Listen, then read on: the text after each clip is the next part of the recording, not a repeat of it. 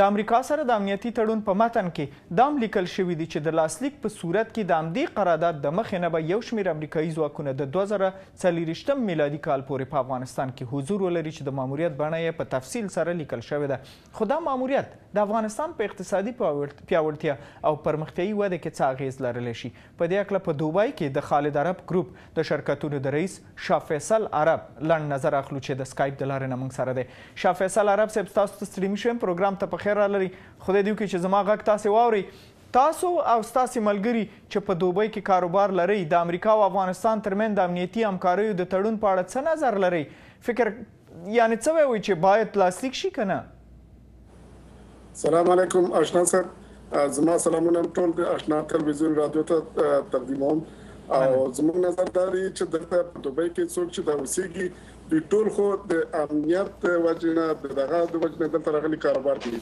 که چېرته دغسې یو تړون لکه د امریکا متحده ایالات غوندې یو مملکت سره داسې وشي، نو دلته خو ټول ارومرو بیرته خپل وطن ته ځي.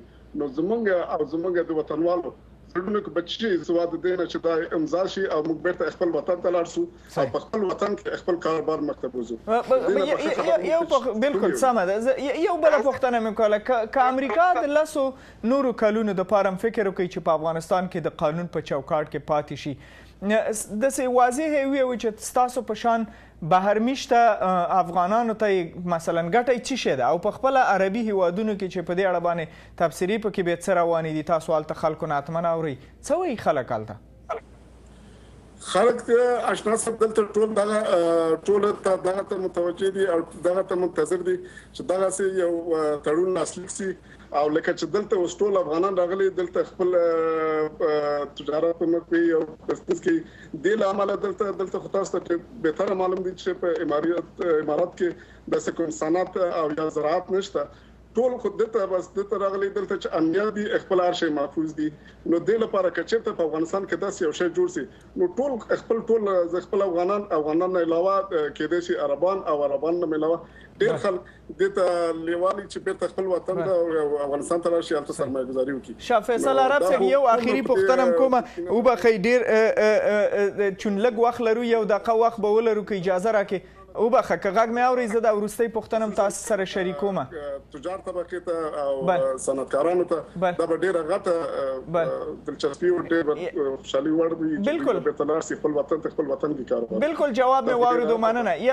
یو آخري پوښتنه م کومه، فکر کوئ چې د افغانستان سره د امریکا د اوږدمهاله همکاریو په صورت کې دغه افغان سوداګر لکه تاسې په شان هیواد کې دننه پانګې اچولو ته به یې زړه ښه کړي او کاروبار یې زیات وطن ته بیرته ستون شي؟ یعنې